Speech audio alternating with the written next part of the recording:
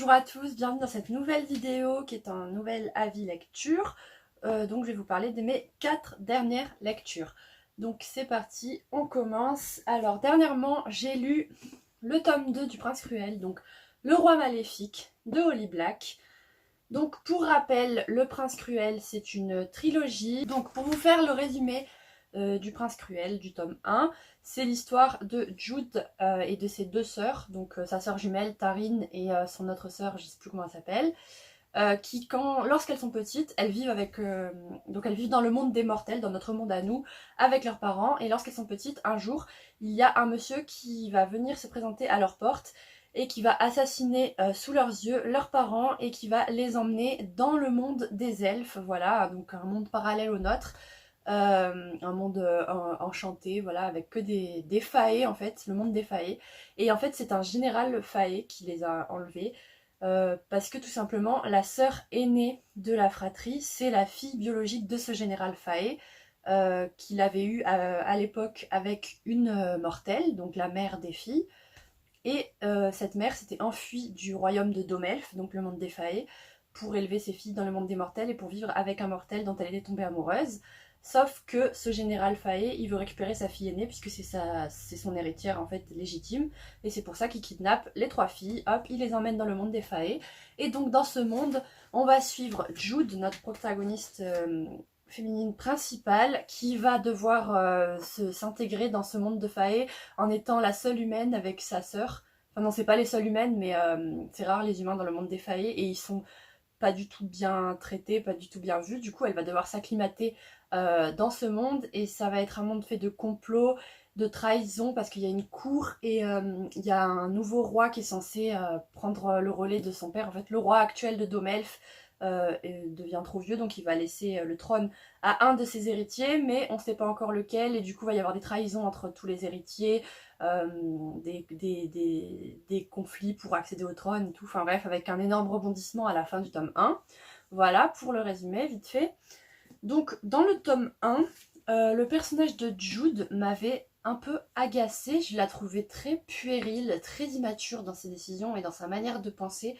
Enfin, ok, elle avait vécu des traumatismes, mais ça excusait pas trop sa manière d'être, enfin voilà.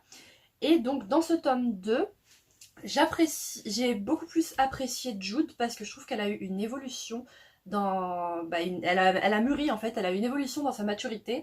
Je la trouve moins puérile et je la trouve un peu plus badass, un peu plus... Enfin... ouais, un peu plus badass quoi, un peu plus mature. Et du coup, j'ai mieux aimé Jude dans ce tome-ci. Dans ce tome-ci, on va découvrir aussi une nouvelle cour, donc on n'est plus sur Terre, on va aller sous la mer, comme cette magnifique couverture nous laisse entrevoir. Du coup, on va découvrir toute une cour qui vit sous la mer, en fait, c'est la reine de je sais plus quoi, enfin la reine des océans, bref. Et donc j'ai beaucoup aimé l'ambiance sous la mer, c'était sympa. Ensuite, concernant l'évolution de la relation entre le prince Cardan, donc le prince cruel, et Jude, qui sont censés avoir une romance enemies to lovers, mais je vous avais dit dans le tome 1, la romance a été toute pétée, il y avait zéro romance, zéro alchimie entre eux, zéro tension sexuelle. Dans ce tome-ci, on trouve un peu plus de tension sexuelle entre eux, il y a un peu plus d'alchimie, il doit y avoir genre... Mais c'est pas ouf non plus, hein. Il doit y avoir genre 2 scènes où on sent vraiment qu'il y a quelque chose, mais pas ouf. La chimie, elle est pas trop là entre les deux. Donc voilà, si vous cherchez de la romance Enemies to Lovers, après j'en ai pas lu beaucoup des romances comme ça, Enemies to Lovers, mais en tout cas, celle-là, elle est pas terrible à mon goût, enfin voilà. Et sinon, au niveau de l'histoire, j'ai bien aimé, mais c'est pas transcendant. Mais j'ai autant aimé le tome 2 que le tome 1. Donc voilà, il a pas de... Enfin, dans cette saga, je trouve... Enfin, d'habitude, dans les sagas, les tomes 2, ils ont toujours la malédiction du tome 2. En fait, ils sont moins bons que les tomes 1. Là, j'ai trouvé que c'était pas le cas. J'ai trouvé ils étaient assez égales au niveau de la qualité, le tome 1 et le tome 2. Donc voilà, après, au niveau de l'histoire, comme je vous ai dit, c'est pas si exceptionnel que ça, même si c'est bien, c'est agréable à lire. Bon pareil, il y a toujours des complots, des trahisons avec un énorme retournement de situation à la fin dans ce tome 2, voilà. Je l'avais pas vu venir, mais je suis contente que ça arrive parce que je l'avais pas vu venir, c'est surprenant et j'aime bien la tournure que prennent les choses à la fin de ce tome 2. Donc voilà, j'ai hâte de découvrir le tome 3, mais ça reste une bonne saga, mais comme je vous dis, c'est pas transcendant non plus. Personnage de Jude, donc point positif de ce tome 2 parce que je trouve qu'elle s'est améliorée positivement. De toute façon, on peut que s'améliorer positivement, j'ai envie de vous dire. Donc voilà pour ce tome 2, j'ai bien aimé et j'ai hâte de continuer la suite, même si c'est pas la saga du siècle, comme on pourrait le voir sur les réseaux. Ensuite, j'ai lu un autre tome 2 d'une saga que j'ai commencé récemment. Donc j'ai lu le tome 2 de Vampiria de Victor Dixon, La Cour des Miracles. J'avais adoré le tome 1. Donc pour résumer vite fait, c'est une uchronie Pardon. Une uchronie dans laquelle le roi Soleil en fait n'aurait pas été, ne serait pas mort et aurait transmuté en vampire et se serait transmuté en vampire et aurait créé un royaume qui est la Magna Vampiria dans lequel tous les nobles, tous les souverains sont des vampires et le peuple sont des humains. Et donc il y a ce royaume qui aurait été instauré et là on se retrouve 300 ans après la transmutation du roi Soleil. Et on va suivre une jeune fille qui s'appelle Jeanne Froidelac, je crois, qui dès le début du tome 1 voit sa famille se faire assassiner sous ses yeux par un noble vampire, voilà. Et elle arrive à survivre en prenant la place d'une noble de son village. Et elle se fait passer du coup pour cette noble, donc Diane de Gastefriche, je crois. Et donc elle va être emmenée à la cour et devenir la pupille du roi et elle va être emmenée dans le tome 1 dans une école où ils forment les futurs écuyers du roi, voilà. Donc tout le tome 1, j'avais beaucoup aimé tout ce qui était le côté école, enfin académie, internat, vous voyez, avec des apprentissages en fait, voilà. Où on suit Jeanne dans cette école à apprendre à devenir écuyère, à apprendre tous les rudiments de la cour vampirique, voilà. Et j'avais vraiment aimé le tome 1, c'était une belle découverte. Et concernant ce tome 2, eh ben écoutez, c'est redescendu comme un soufflé, hein. J'ai moins aimé, vraiment, j'ai même eu du mal à le finir, enfin j'arrivais pas à me mettre dedans. Alors j'aime bien l'univers, hein, je vais continuer la saga, mais ce tome 2, j'ai trouvé que l'intrigue, elle était... Enfin, j'ai pas beaucoup aimé l'intrigue, et c'est plus un roman enquête en fait, un roman policier dans un Paris ancien en fait, et du coup c'est pas trop ma came les trucs comme ça, les enquêtes dans un... c'est enquête dans un vieux Paris, vous voyez, avec le monde des vampires autour, avec le monde de Vampiria. Mais du coup, j'ai pas trop accroché. J'ai trouvé que c'était assez lent. Il n'y avait pas beaucoup de rebondissements. Et j'ai pas trop aimé l'intrigue. J'ai pas apprécié les nouveaux personnages qui sont arrivés. J'ai trouvé que Jeanne, donc la protagoniste principale, qui était très badass dans le tome 1, elle s'est un peu ramollie dans ce tome 2, voilà. Donc vraiment c'est un petit flop pour moi ce tome 2. C'est dommage parce que j'en attendais beaucoup vu comment j'ai aimé le tome 1. Donc voilà, mais je vais continuer quand même la saga parce que j'ai envie de savoir la suite et j'aime l'univers. Mais voilà, je suis un peu déçue de ce tome 2 et j'espère que le tome 3 va rattraper le coup. Mais c'est vrai que non, ça l'a pas fait avec moi ce tome 2. Après, aussi, c'est parce que c'est très différent du tome 1. Comme je vous dis, l'ambiance du tome 1, c'est vraiment une ambiance Dark Academia. Alors que dans ce tome 2, on est une enquête policière, une enquête suspense un peu dans un vieux Paris sur fond de monde vampirique. Et on n'est pas trop à la cour on n'est pas trop à la cour du roi Soleil et tout ça. On est vraiment dans les rues de Paris avec une enquête quoi pour chercher un certain personnage, voilà, pour chercher la cour des miracles. Et ouais, non, ça l'a pas trop fait avec moi. Donc un peu déçue de ce tome 2. Ensuite, dans un autre registre, j'ai lu une dystopie. Tiens, j'ai lu Oxygène de Johanna Marines. Et donc, dans cette dystopie, je crois que je vous en avais parlé, je sais plus quand. On est dans un futur dans lequel l'air est devenu toxique. Enfin, les gens ne peuvent plus respirer comme on respire nous. En fait, à la naissance, ils se font greffer dans le dos une bonbonne d'oxygène, en fait, comme pour faire de la plongée, vous voyez. Et donc, l'air est payant. Enfin, il faut recharger pour recharger sa bonbonne, en fait, c'est payant. C'est un abonnement que vous payez comme votre abonnement EDF ou Internet, voilà. Et vous devez recharger votre bonbonne d'air. Il y a 3 castes différentes dans ce monde dystopique. Donc, il y a je sais plus comment ils s'appellent, bref, mais il y a les plus élevés, les moyens et les plus bas, et en fonction de votre caste, vous avez une autonomie de votre bonbonne d'air qui est plus ou moins élevée. Donc ceux qui font partie de la plus haute caste, ils ont 48 heures d'autonomie d'air. Ceux qui font partie de la caste moyenne, c'est le cas de notre protagoniste principal, ils ont, je crois, 16 heures, un truc comme ça, d'autonomie. Et ceux qui font partie de la caste inférieure, quoi, le bas peuple, ils ont 8 heures d'autonomie. Donc en gros, vous faites pas grand chose avec 8 heures d'autonomie d'air avant de pouvoir vous recharger. Et donc votre liberté en fait et votre vie, elle est carrément définie par l'air que vous avez. Donc les gens qui font partie de la plus haute caste, et ben ils ont forcément beaucoup plus de liberté, ils peuvent faire plus de choses, ils vivent leur vie tranquille parce que 48 heures c'est énorme, voilà, vous vivez vos 48 heures, vous rechargez, c'est pas long à recharger en plus. Donc ils vivent la belle vie, mais le peuple en bas, ben, ils ont aucune liberté, ils sont cloîtrés chez eux parce que 8 heures d'air dans la journée, c'est rien du tout. Donc voilà, c'est une dystopie où l'air est toxique et c'est devenu une monnaie d'échange en fait. L'air est devenu une monnaie d'échange. Du coup, on va suivre notre protagoniste qui s'appelle, on sait pas, j'ai oublié.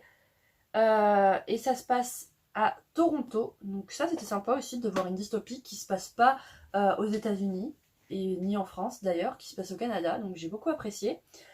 Et donc on va suivre notre protagoniste qui fait partie de la classe moyenne. Donc c'est original aussi parce que dans toutes les dystopies, les protagonistes principaux, en général, ceux qui vont changer les choses, qui vont se révolter et tout ça, ils font partie du bas peuple, ils sont vraiment moins que rien, quoi, ils vivent dans la misère. C'est pas le cas dans celle-là, elle est dans la classe moyenne, quoi, donc elle a plutôt une vie confortable. Et donc on va la suivre qui va devenir interne en médecine à l'hôpital. Et en fait, la médecine, du coup, là-bas, c'est pas la même médecine que nous. Hein. Elle se consacre principalement au fonctionnement des bonbonnes d'air et de tout ce qui concerne l'air, en fait, les poumons et tout ça. Du coup, elle va être assignée dans un service qui s'occupe justement de la réparation des bonbonnes. Enfin bref, vous comprenez pas trop dit comme ça, mais c'est bien expliqué dans le livre. Et elle va un jour se rendre compte qu'il y a un certain patient qui porte un numéro avec une indication bizarre et elle va se demander à quoi ça correspond. Et du coup, elle va essayer de faire des recherches et tout ça et elle va commencer à se poser des questions et à se dire que c'est pas terrible en fait le système de l'oxygène, comment c'est régi quoi. Et donc, elle va découvrir un complot bien sombre autour de ce trafic d'oxygène, on va dire.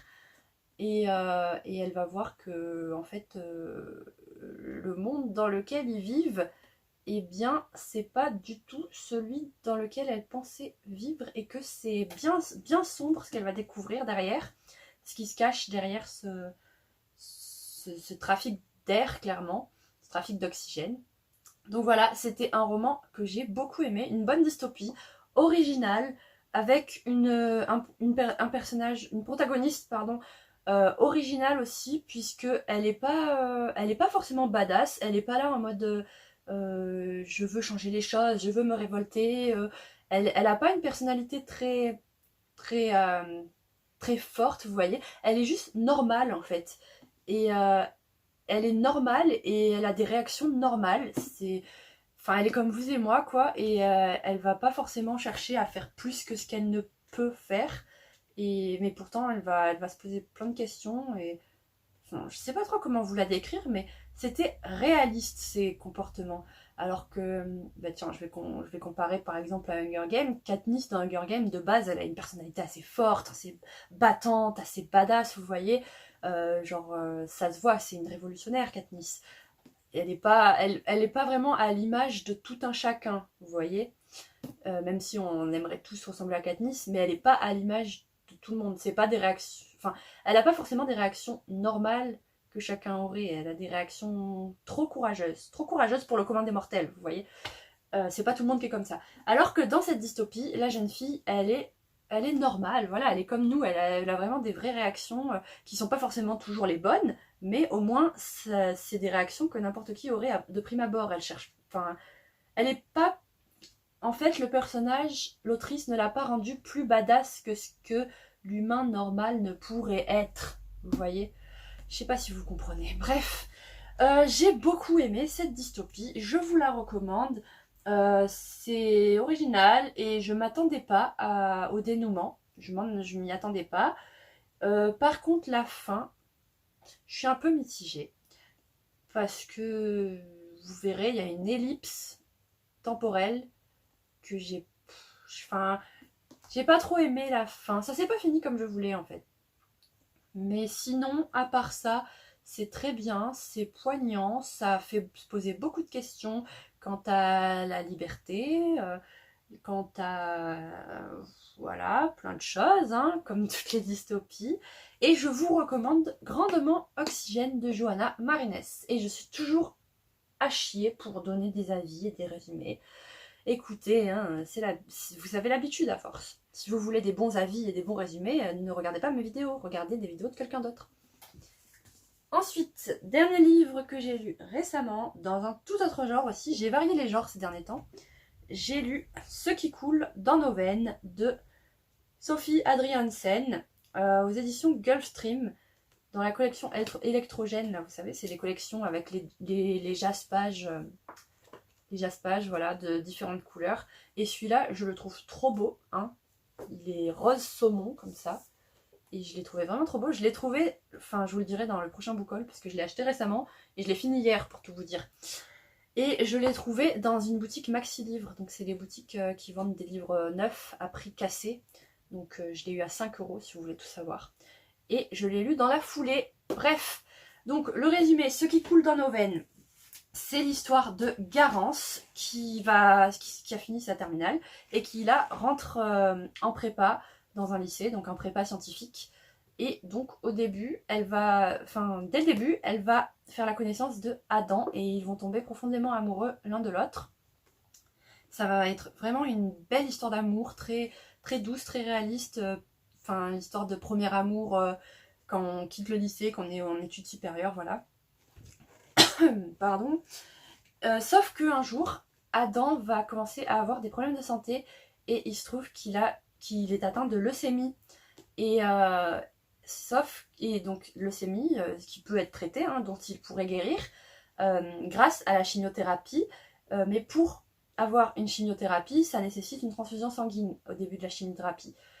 Sauf que Adam va refuser ce traitement parce que en fait, il fait partie des témoins de Jéhovah. Et donc, c'est une secte, oui, c'est un mouvement sectaire, hein, clairement, employons les bons mots. Même si en France, c'est pas reconnu comme secte, ça reste une secte. Bref.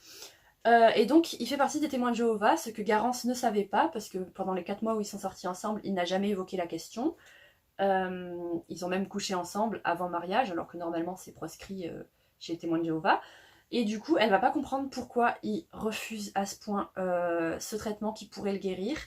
Et donc, on va suivre cette question. C'est vraiment bien fait.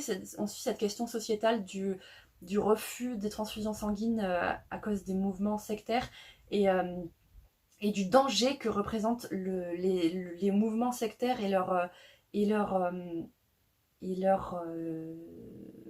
principes, les principes que suivent ces mouvements sectaires et le danger que ça peut représenter pour les individus qui ne peuvent pas soigner. Et il y a beaucoup d'individus, il y a eu beaucoup de cas comme ça, de gens qui sont morts parce qu'ils refusaient certains traitements ou d'être tout simplement greffés ou transfusés, alors qu'ils auraient très bien pu vivre et qui refusaient par principe religieux, hein, mais bon, plutôt sectaire. Donc voilà, j'ai beaucoup aimé, c'est très bien traité. C'est très réaliste. Du coup, on suit le point de vue de Garance qui, du jour au lendemain, va pas comprendre. Elle va plus voir Adam. Il va être emmené dans un hôpital, dans une clinique, parce qu'il est sous l'influence de sa mère, en fait, qui est témoin de Jéhovah. Ses parents sont divorcés. Sa mère est témoin de Jéhovah, son père ne l'est pas, et du coup son père va se battre pour que son fils puisse avoir accès au traitement, sauf que son fils est sous l'influence de sa mère et de tous les témoins de Jéhovah qui accourent derrière, hein, qui se regroupent pour faire front et pour empêcher le garçon d'avoir une transfusion sanguine. Du coup ils vont l'isoler, ils vont l'emmener dans une clinique en Belgique, isolé de tout le monde.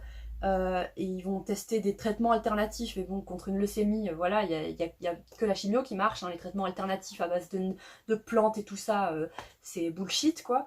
Et du coup, on va suivre Garance, qui, elle, va être restée en France, dans son lycée, qui va devoir continuer sa prépa, tout en pensant à Adam, et pourquoi il refuse ses transfusions. Enfin, elle va se poser beaucoup de questions, elle va faire 10 000 recherches sur les sectes, elle va être énervée, enfin, de se dire il pourrait guérir, mais il refuse à cause de ses principes qui sont totalement faux, qu'on lui met dans la tête, voilà.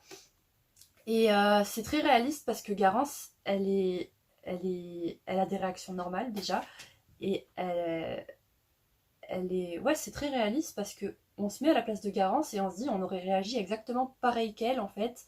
Elle peut pas faire grand chose en fait.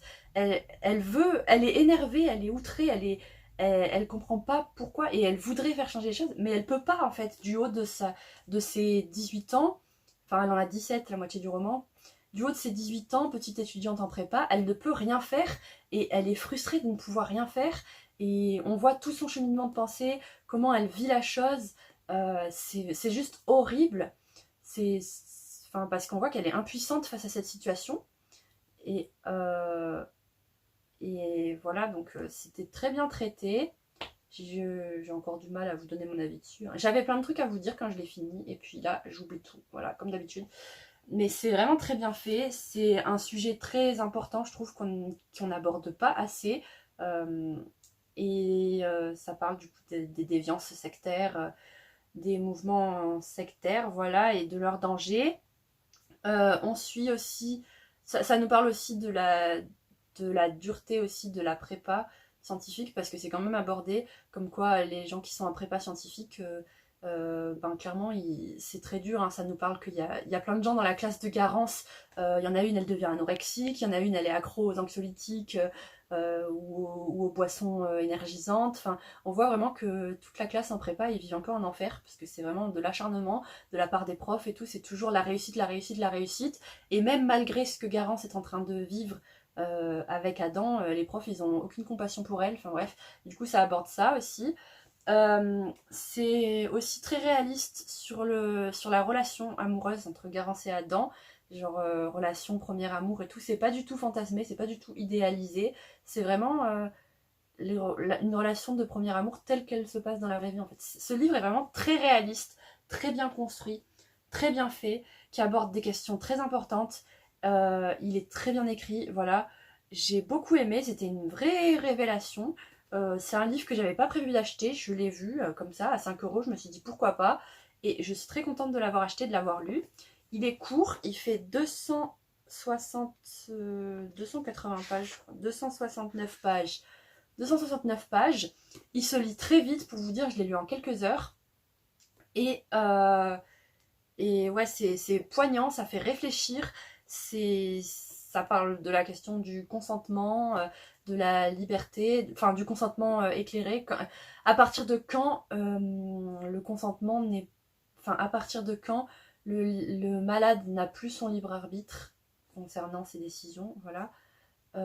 Et j'adore. J'ai adoré ce livre. Enfin, je dis j'adore comme si c'était comme si c'était gay, vous voyez. Enfin bref, j'en ai marre. J'en ai marre de pas savoir faire des résumés et de pas savoir donner des avis. Mais bref, c'était un très bon livre que je vous recommande grandement. Et je vous en parlerai plus en détail et de manière plus structurée dans une autre vidéo qui arrivera je ne sais pas quand, mais qui sera consacrée justement à ce thème des sectes, parce que je vous l'avais déjà dit, mais je suis passionnée par les sectes et par les mouvements sectaires, voilà. et du coup je vous en parlerai mieux. Je pense que je construirai mieux mon avis parce que là aussi c'est un avis à chaud, je vous ai dit je l'ai fini hier. Donc voilà, écoutez, je vous l'ai déjà dit, hein, si vous voulez des bons avis, ne me regardez pas moi. Donc voilà, c'est tout pour ces 4 dernières lectures. Dans l'ensemble, c'était plutôt bon. Hein. Donc 2 très bonnes lectures, Oxygène et Ce qui coule dans nos veines, que je vous recommande grandement. Une moins bonne, le tome 2 de Vampiria, qui était pas terrible, mais je vais continuer. Et une pas mal, voilà, à l'image de cette saga, c'était bien mais pas transcendant, Le Roi Maléfique. Donc voilà, on se retrouve pour une prochaine vidéo la semaine prochaine. N'hésitez pas d'ici là, si vous avez aimé, à mettre un commentaire, vous abonner, mettre un j'aime, voilà, comme d'habitude. Mettez même des pouces vers le bas, hein, je m'en fiche, c'est bien aussi. Et puis en plus, vu la qualité de mes avis, ça mérite des pouces vers le bas.